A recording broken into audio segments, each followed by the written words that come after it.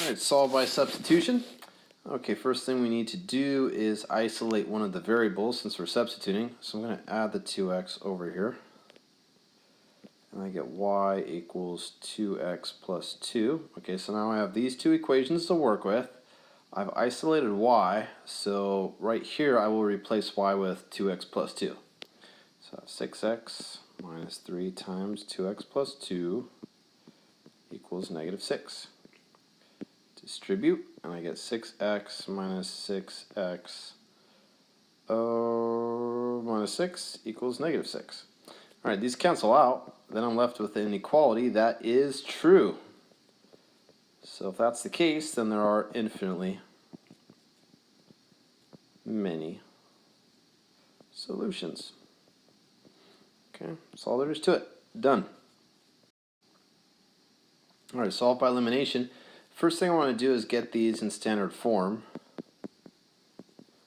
and get the constant on the right side. So here I'll subtract 6. That should be equal sign there.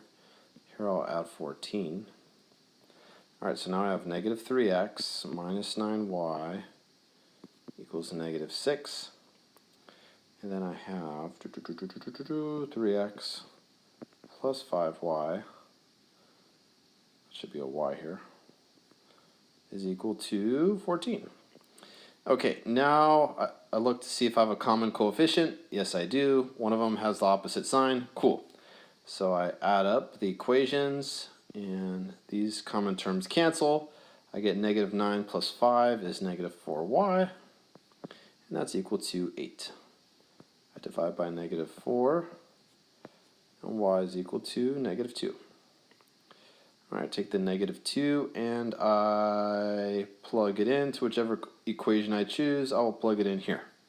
So I get 3x plus 5 times negative 2 equals 14.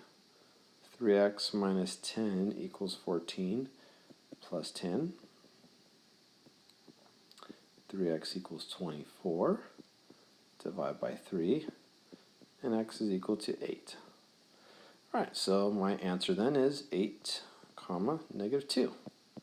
Done. On to the next problem. Solve by elimination. Okay, we already have the like terms lined up here. Alright, what am I going to do? Is there anything I can multiply 2 by to get 3? No. Anything by 3 to get 2? No. Can I multiply 4 by anything to get 1? No. Can I multiply 1 by anything to get 4? Yeah. So I'll multiply this one by 4. Whatever you do to the left side, you must do to the right. So I have 2x plus 4y. This is the first equation. And for the second one, I end up with 12x minus 4y equals 4 times 14 is 56. Alright, so I have a common coefficient. The signs are opposites. So I could add them up. They'll cancel out. That's why it's called the elimination method. So 14x equals 70. I divide by 14. X is equal to 5. Now I take that 5 and I plug it in. And I get 2 times 5 plus 4y is equal to 14. So I get 10 plus 4y is equal to 14. Subtract 10. I get 4y is equal to 4. Divide by 4, and y is equal to 1. Alright, so there's my answer. 5, comma 1. That's all there is to it. Pretty easy stuff once you get the hang of it. Next one, solve by elimination once again. Okay, is there anything I can multiply 2 by to get 3? No. Anything I can multiply 3 by to get 2? No. Anything I can multiply 7 by to get 10? No. Anything I can multiply 10 by to get 7? No. So in this case, one of the easiest ways to go about doing it is multiply the coefficients by each other. Since I already have opposite signs here, I'm going to multiply this one by 3 and this one by 2. Alright, pretty easy stuff. Make sure to distribute. And I get negative 21y. 21, then I have 6x plus 20y is equal to negative 16. These cancel, and then I end up with negative 1y is equal to 5. Divide by negative 1, and y is equal to negative 5. All right, cool. Take this and plug it into any equation. I'll plug it back into one of the originals. I'll plug it back in here. So I get 3x plus 10 times negative 5 equals negative 8. So I get 3x minus 50 equals negative 8. Add 50. I have 3x is equal to 42 divided by 3. And x is equal to 14. So my final answer is 14, negative 5. Done. Next one. All right. First thing I'm going to do is move these over to the right side. You don't have to do it in the very beginning, but you're going to have to do it eventually once you're solving for the variables.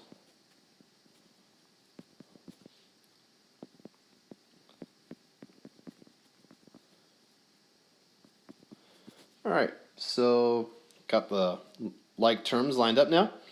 Is there anything I can multiply 2 by to get 8? Yes, I can multiply it by 4. I already have opposite signs, so that's what I want. I have negative 8x plus 12y equals 4. These cancel out. Wait, these cancel out too.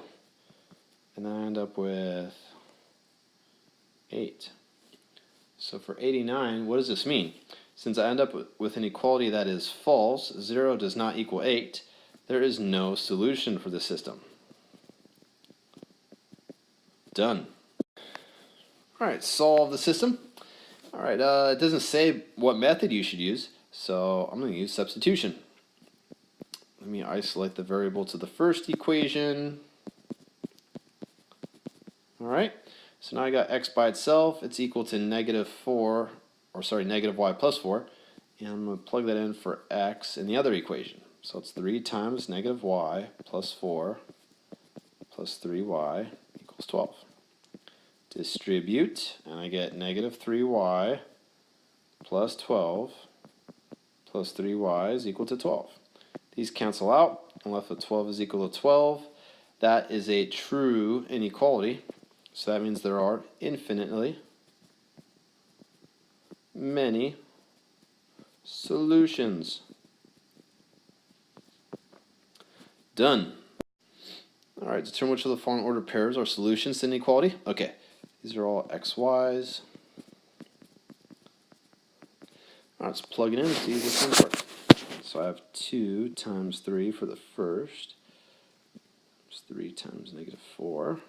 It's greater than or equal to 6. I have 6 minus plus 12 is greater than or equal to 6. So I get 18 is greater than or equal to 6. That is true. That's a solution. Next one, I have 2 times negative 1 minus 3 times 1 is greater than or equal to 6.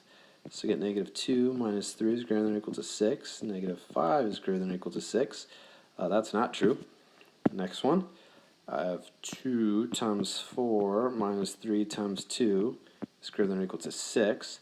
So I get 8 minus 6 is greater than or equal to 6. I get 2 is greater than or equal to 6.